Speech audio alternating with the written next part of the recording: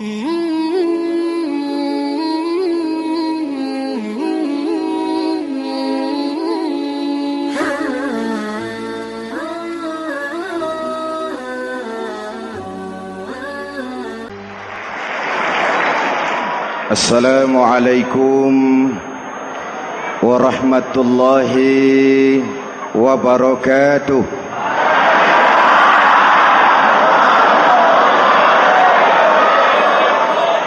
Alhamdulillahi rabbil alamin.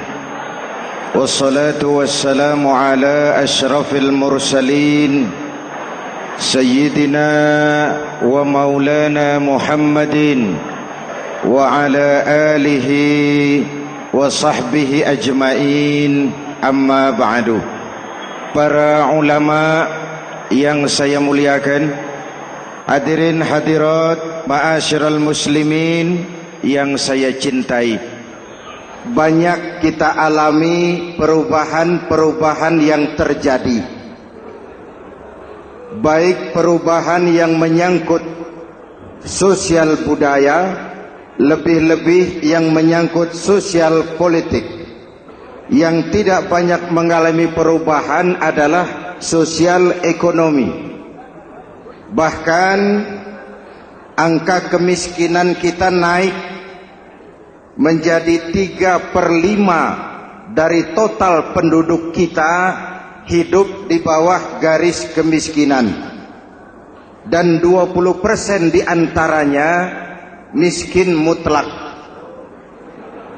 Perubahan-perubahan yang terjadi menyadarkan kita kepada kebenaran Al-Quran ketika Allah menyatakan wa tilkal ayyamu nudawiluha bainan nas. Hari itu kami putar di antara manusia. Ada saat datang, ada waktu pergi. Ada hari lahir, ada saat kembali, ada waktu dilantik, ada saat menyerahkan jabatan. Hari kami putar di antara manusia dan hidup cuma sekadar menunggu giliran. Soalnya kemudian di tengah perubahan-perubahan yang terjadi begitu cepat, what must we do now?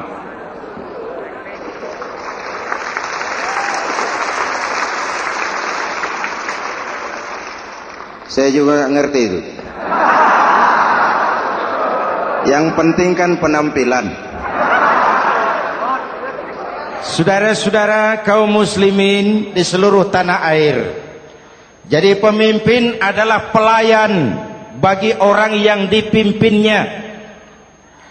Okelah, perbaikan ekonomi, pembukaan lapangan kerja baru kita serahkan kepada pemerintah, karena kita percaya mereka orang-orang terpilih belaka yang dipilih dengan kepercayaan akan mampu membawa rakyat keluar dari kesulitan. Amin. Tugas kita sekarang di zaman susah meluruskan akidah. Jangan sampai mbah dukun yang naik ke permukaan. Betul? Islam misinya yang pertama membebaskan manusia dari kemusyrikan. 13 tahun Rasul berjuang di Makkah, menanamkan akidah, meluruskan keyakinan, membentuk iman. 13 tahun membebaskan manusia dari belenggu kemusyrikan. 13 tahun menanamkan la ilaha illallah Muhammadur Rasul dengan seluruh konsekuensinya. Kalau saya yakin tidak ada Tuhan selain Allah, saya tidak akan minta tolong kecuali hanya kepada Allah. Saya tidak akan pernah takut kecuali hanya kepada Allah. Saya tidak akan menggantungkan hidup kecuali hanya kepada Allah. Saya tidak akan minta rizki kecuali hanya kepada Allah. Saya tidak akan melarikan persoalan kecuali hanya kepada Allah. Kalau konsekuen dengan keyakinan ini, mbah dukun nggak dapat tempat.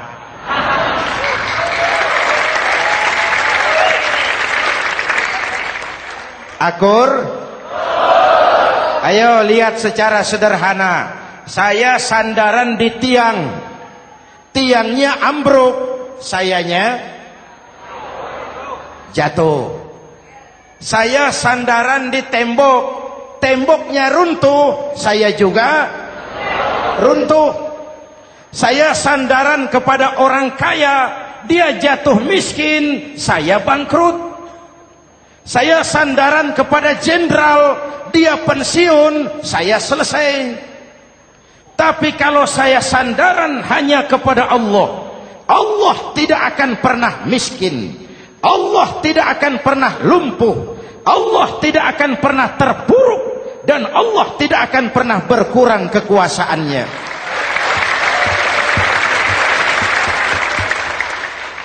Maka umat Islam, sesulit apapun zaman yang kita hadapi, Allah juga tempat kita bersandar. Jelas? Selama ini kita iman dalam ucapan, tapi sekuler dalam perbuatan. Di masjid ada Allah, di kantor Allah tidak ada, maka korupsi merajalela.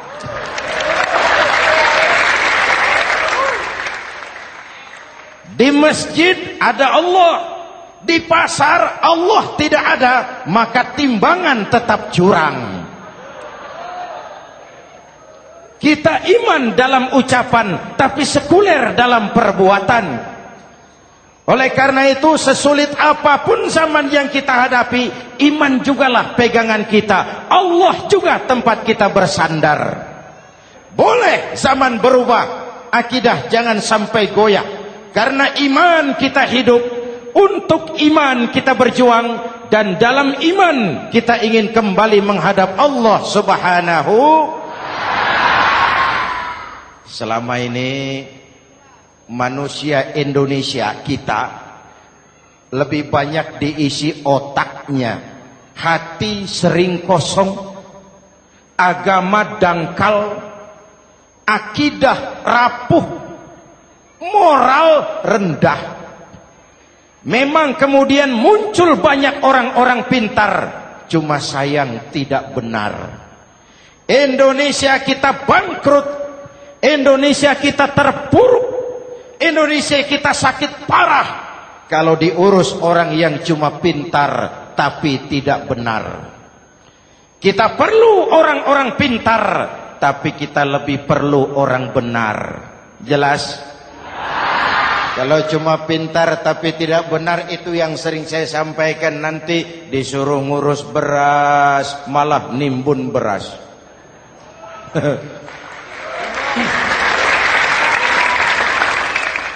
Disuruh ngurus laut malah jadi bajak laut. Disuruh ngurus hutan rame-rame jadi orang hutan.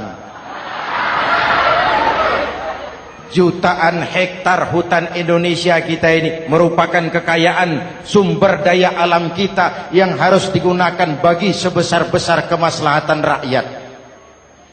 Yang disuruh ngurus hukum malah bikin hukum seperti pisau, tajam ke bawah, tumpul ke atas.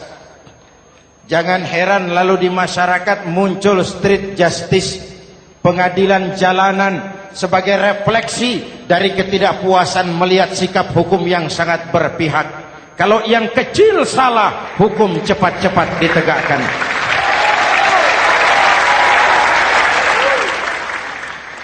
Lihat saja sekarang ini kalau orang terkenal, banyak uang, punya masalah, antri yang bela. Betul? Tapi saudara lihat si Marsinah di Jawa Timur, si Sengkon dan Karta di Jawa Barat, si Udin Bernas wartawan Jogja, terseok-seok mencari keadilan, sampai hari ini urusannya masih remeng-remeng. Kenapa bisa begitu? Jawabannya sederhana, tidak ada fulus. Ada fulus mulus, tidak ada fulus manfus. Betul? Jangan sampai para penegak hukum kita terjebak pada lagu baru, maju tak gentar, membela yang bayar.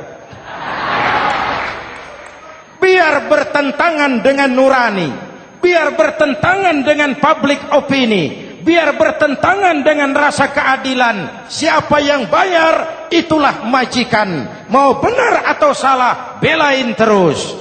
Kalau seperti inilah hukum kita, mafioso keadilan akan tetap gentayangan. Hadirin yang saya hormati, 13 tahun beliau berjuang di Mekah, meluruskan keyakinan, memantapkan akidah, meneguhkan iman. Dari situ segalanya dimulai, dan ke situ segalanya akan menuju. Intan paling mahal, mutiara paling berharga, tidak lain adalah nilai-nilai keimanan. Kalau itu sudah tergadai, apalagi yang bisa kita banggakan dalam kehidupan ini?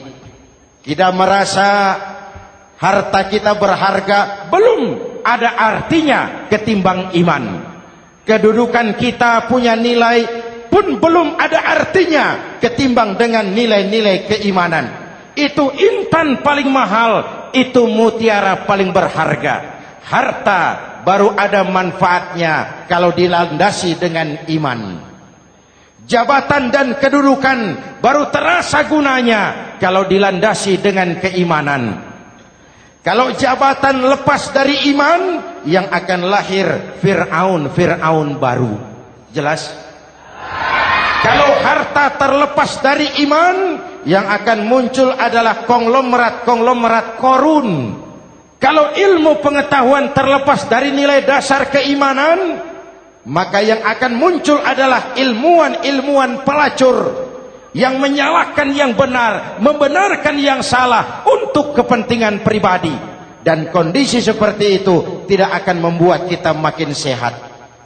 Oleh karena itu, pada kesempatan ini, pesan pertama saya, menghadapi zaman susah, tetap jaga akidah. Tetap pelihara keyakinan. Kesulitan bukan untuk ditakuti, untuk diatasi. Hidup adalah kerja keras, bukan keajaiban. Perubahan tidak akan datang hanya dengan simsalabim abragadabra. Perubahan tidak akan muncul hanya dengan berandai-andai. Perubahan tidak akan turun dari langit seperti turunnya embun di waktu malam. Perubahan adalah kerja keras.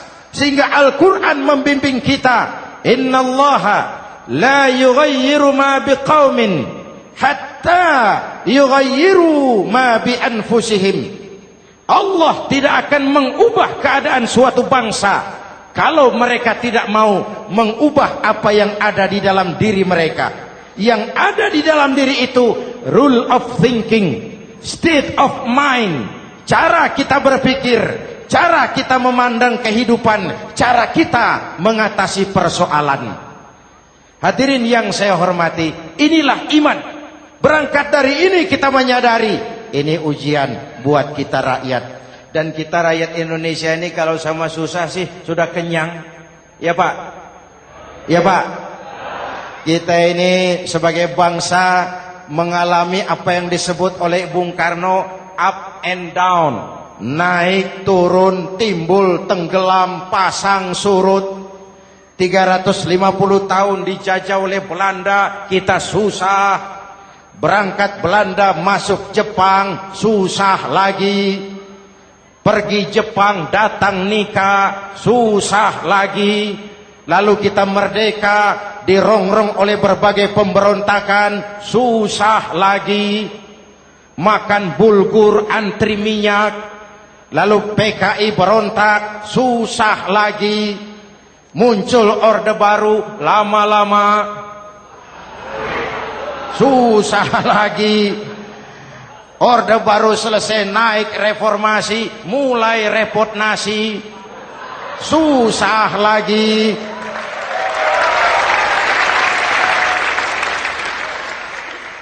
Kalau susah kita ini sudah akrab, sudah intim. Mestinya kalau sudah susah seperti itu, jangan salah sikap menyikapi kesusahan. Jangan sampai kita potong kompas, ambil jalan pintas, terjebak menghalalkan segala cara. Itu tidak akan menguntungkan, itu tidak akan menyelesaikan. Kalaupun selesai, nampaknya penyelesaian sesaat, dan penyelesaian sesaat bukan penyelesaian yang sebenarnya. Karena itu tetaplah dalam koridor keimanan. Boleh zaman berubah, akidah jangan sampai goyah. Silahkan masa berganti, tapi keyakinan jangan mati. Sekali la ilaha illallah, sampai tetes darah paling penghabisan, tetap la ilaha illallah. Sanggup? 3 orang. Sanggup? 21. Sanggup? Kalau sanggup kita harus konsekuen. Saudara-saudara di seluruh tanah air, misi yang kedua dari Islam setelah membebaskan manusia dari kemusyrikan, membebaskan manusia dari ras diskriminasi, mengikat manusia dengan tali akidah. Sebelum Islam datang, manusia dibedakan oleh warna kulit, manusia dibedakan oleh faktor keturunan, manusia dibedakan oleh faktor harta dan benda.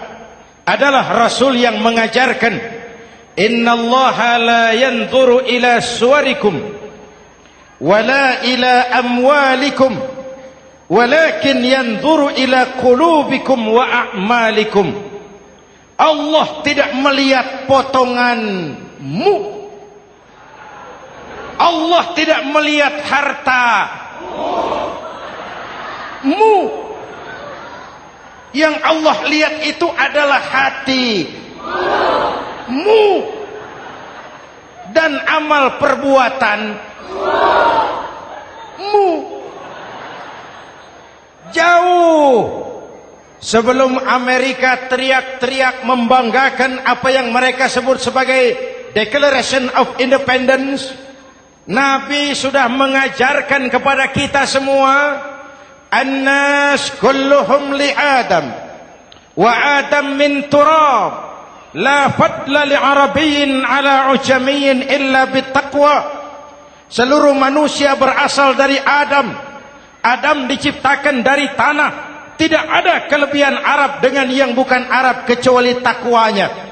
Jauh sebelum Amerika mencanangkan bahwa semua manusia dilahirkan sama, that all men are created equal. Jauh sebelum itu Islam sudah membebaskan manusia dari ras diskriminasi. Apa dalam konteks kekinian menghadapi zaman susah tetap jaga kerukunan? Ya Pak, ya Bu, oi Bu, menghadapi zaman susah tetap jaga kerukunan, baik antar umat seagama, antar umat beragama, maupun antar umat beragama dengan pemerintah. Menjaga kerukunan, jangan saling sikat sikut di antara kita. Sebab kalau sudah rukun, saya ajak berhitung, 1 ditambah 1 sama dengan, itu matematika namanya, hasilnya pasti. Tapi angka sosial hasilnya aneh. Saya ubah jadi angka sosial. Ayo kita berhitung lagi. 1 orang takut ditambah 1 orang takut sama dengan 2 orang setengah berani. Kenapa setengah berani? Karena sudah berdua. Tadi kan takut sendiri. Kalau sama-sama takut berkumpul jadi setengah berani. Kalau ditambah 1 orang takut lagi, 1 orang takut ditambah 1 orang takut ditambah 1 orang takut sama dengan 3 orang berani. Kenapa jadi berani? Karena sudah bertiga. Kita yang lemah, kita yang marginal, kita yang dikucilkan, bahkan kita yang dilecehkan, kalau mau rukun kita akan kuat dan tidak bakal dipermainkan orang.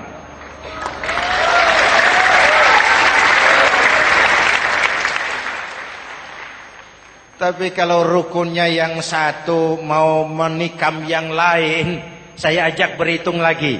Yuk berhitung yuk. 1 ekor ayam ditambah 1 ekor musang sama dengan 1 ekor musang. Kemana ayamnya? Dimakan musang. Betul nggak nih hitungan? Ayo kita hitung lagi. 1 ekor ayam ditambah 1 ekor musang sama dengan 1 ekor musang. Kemana ayamnya? Dimakan musang. Jadi kalau kita suka kumpul dengan orang yang mau makan kita, selesailah kita.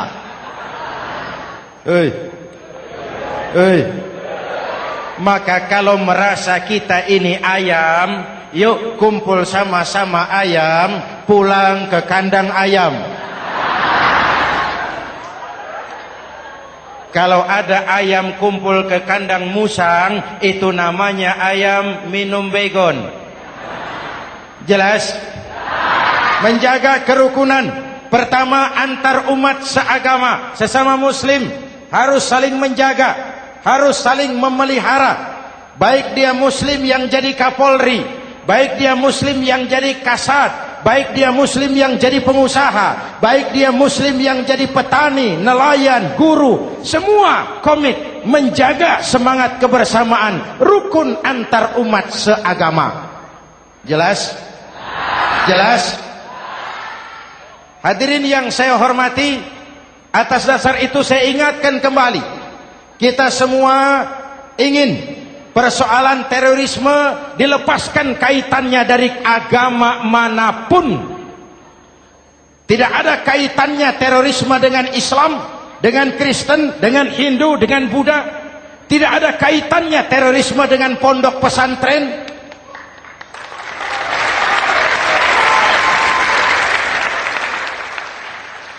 Jangan sampai pesantren jadi kambing hitam.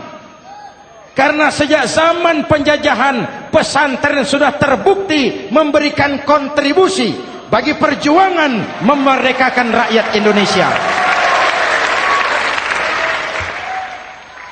Rukun antar umat seagama. Yang kedua, rukun antar umat beragama. Islam ini rahmatan lil jangankan manusia walaupun berbeda agama, binatang saja dihormati. Ada hadis, fa iza zabahtum fa ahsinuz zibhata.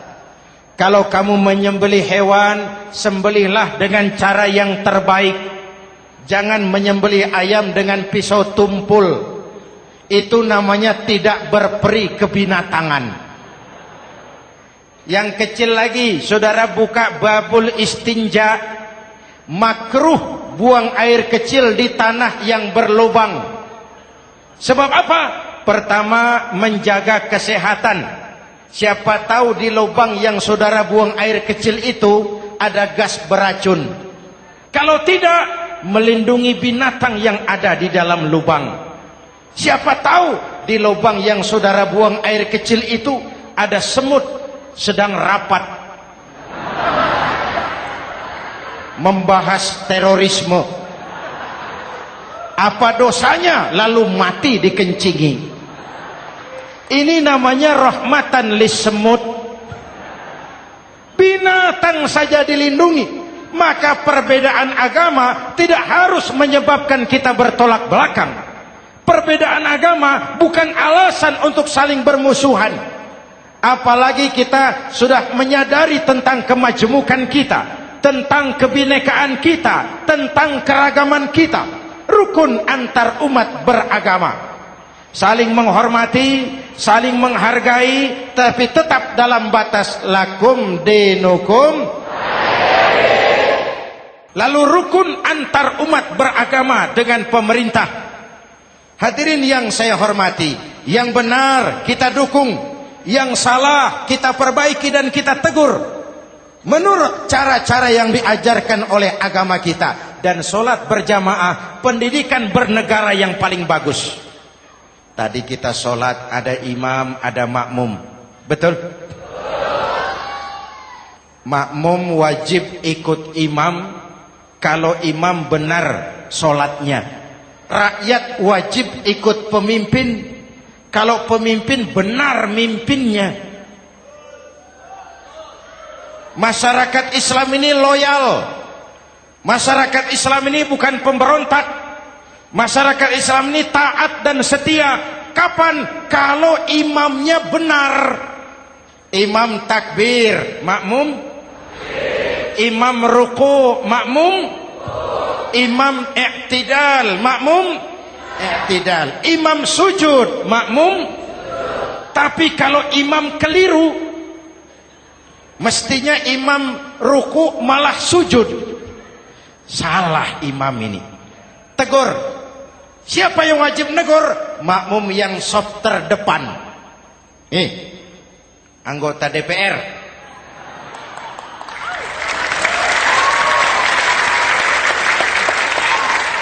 Ini wakil-wakil makmum ini, saf di depan ini. Kalau imam keliru mereka paling tahu. Ngomong. Tegur. Bagaimana negurnya? Ada aturan main. Mestinya ruku, imam sujud. Salah ini imam. Subhanallah. Kan begitu negurnya. Betul? Tidak boleh juga imam keliru, makmum emosi. Main pegang. Weh, makmum salah. Hoi, hoi. Kacau sholat. Betul? Anggota dewan ini, saf di depan. Itu kalau imam keliru. Satu saat imam buang angin. Namanya manusia bisa buang angin toh. Apa makmum lalu berkata, demi kesetiaan saya kepada imam, imam buang angin, saya lebih keras lagi. Itu namanya fanatisme buta, loyalitas yang goblok. Imam buang angin, minggir. Iyyaka na'budu wa iyyaka nasta'in. Sampai situ imam buang angin, minggir imam. Lalu saf yang di depan maju. Tidak usah bikin sholat baru, teruskan pekerjaan imam. Ihdinas siratal mustaqim. Teruskan. Kenapa? Kalau bikin sholat baru lagi, nanti buang angin lagi. Bikin lagi sholat. Kapan selesainya sholat? Kapan selesainya membangun negara ini? Yang penting imam tahu diri, buang angin, minggir.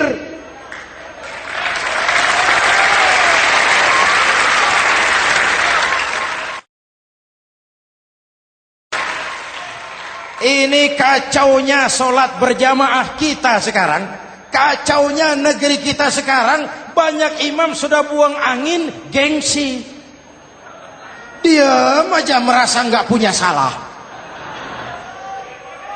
Dikasih tahu sama makmum, imam tadi buang angin ya, malah jawab sedikit.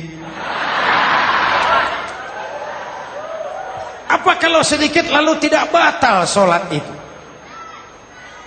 Mekanisme kehidupan sosial yang diatur lewat tuntunan sholat berjamaah. Sehingga Nabi berpesan, kun imaman muta'an au ma'muman muti'an fala takun thalisan jazu'a. Kalau jadi pemimpin, jadilah pemimpin yang ditaati. Kalau jadi makmum, jadilah makmum yang mentaati. Jangan jadi golongan ketiga pemecah belah. Di depan tidak jalan, di belakang takut, ditaruh yang di tengah, di depan didorong, yang belakang ditendang. Ini namanya biang kerok. Saudara-saudara, dari uraian singkat ini saya ambil beberapa catatan pokok.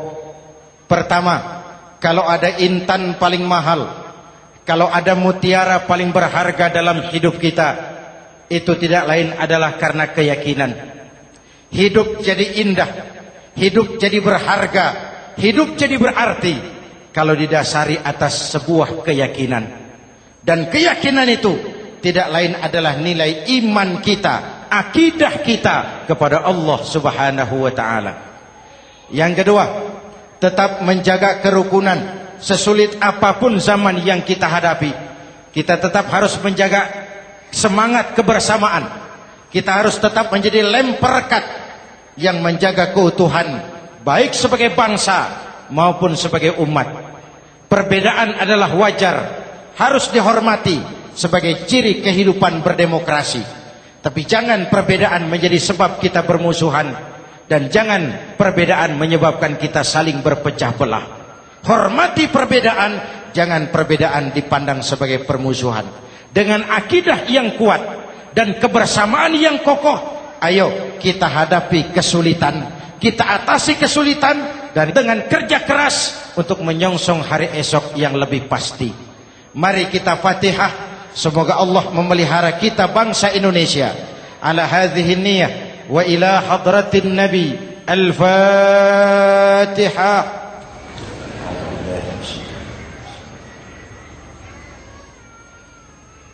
Iyyaka na'budu wa iyyaka nasta'in. Ihdinas siratal mustaqim. Siratal ladzina an'amta 'alaihim. Bismillahirrahmanirrahim. Amin. Alhamdulillahi rabbil alamin. Allahumma salli wa sallim wa barik ala sayyidina Muhammadin wa ala alihi wa sahbihi ajma'in. Allahumma rabbana taqabbal minna salatana wa siyamana wa qiyamana wa takhashu'ana wa ta'abbudana wa tammim taksirana ya arhamar rahimin. Allahumma aslih man fi salahihi salahul muslimin. Allahumma ahlik man fi halakihi salahul muslimin. Allahumma rabbana la tu'akhizna in nasina aw akhtana. Rabbana wa la tahmil alaina isran kama hamaltahu ala alladhina min qablina. Rabbana wa la tuhammilna ma la taqata lana bih wa'fu 'anna waghfir lana warhamna anta maulana fansurna 'alal qaumil kafirin. Allahumma ij'alna minas su'ada'il maqbulin wa la taj'alna minal ashqiya'il mardudin. Afdalu ma qultuhu ana wan nabiyyuna min qabli. La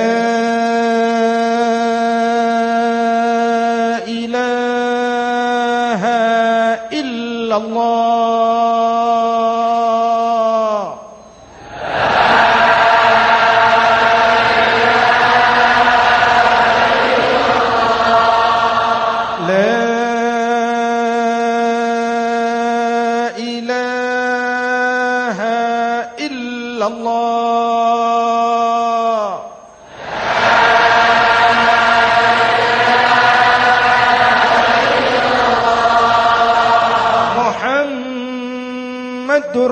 Rasulullah.